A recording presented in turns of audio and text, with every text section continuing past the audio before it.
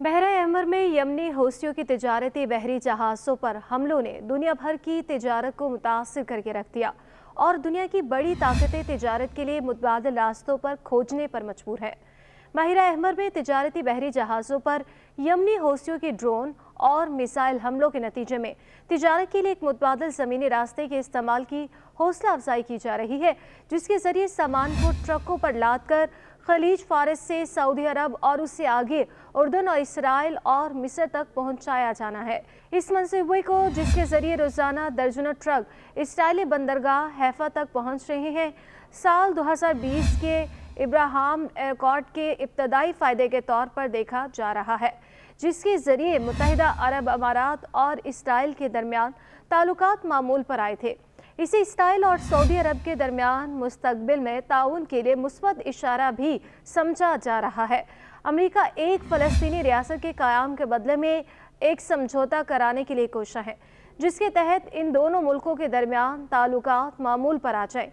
Saudi अरब ने इस रास्ते के बारे में अभी तक कोई तबसरा नहीं किया, जिसके तहत इस सहराई मुमलिकत के रास्ते सामान रवाना किया जा सकेगा।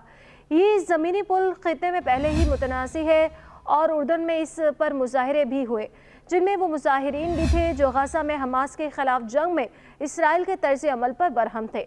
सैकड़ों लोगों ने ओमान और दूसरे शहरों में मार्च किया और उनका ये मुतालबा था कि हुकूमत किसी ऐसे ट्रक को गुजरने की इजाज़त ना दे जो खलीजी रास्तों से रवाना हुआ हो और जिसकी मंजिल इसराइल हो। एक ज़मीनी रास्ता कायम करने की कोशिशें कम अज़ कम 2023 के वस्त से हो रही हैं, लेकिन उनमें तेज़ी इस वक्त आई जब ईरानी हिमायत याफ्ता हौसियों ने बहरा अहमर से गुजरने वाले तिजारती बहरी जहाज़ों पर मिसाइल और ड्रोन हमले करके उन्हें तबाह करना शुरू किया। इंतज़ामात के तहत मशरिक बाइट से सामान लाने वाले जहाज़ दुबई या बहरीन में अपना सामान उर्दन के ट्रकों पर लाद सकते हैं। ये सामान सऊदी अरब और उर्दन से गुजरकर इसराइली ट्रकों पर लादा जाएगा और उर्दनी सरहद से इसराइल के बहरा रूम की बंदरगाह हैफा के लिए रवाना कर दिया जाएगा। और जो सामान मिस्र जाने वाला है वो सड़क के रास्ते या जहाज़ों के ज़रिए आगे मिस्र के लिए रवाना किया जा सकता है।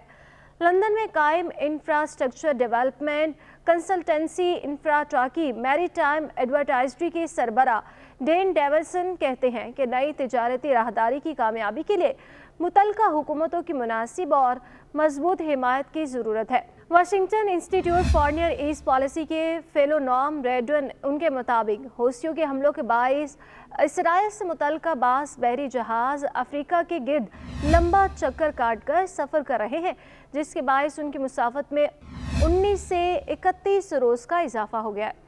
उनके बकौल इस ताख़ीर के बाइस तिजारती लागत में भी इजाफा हो रहा है।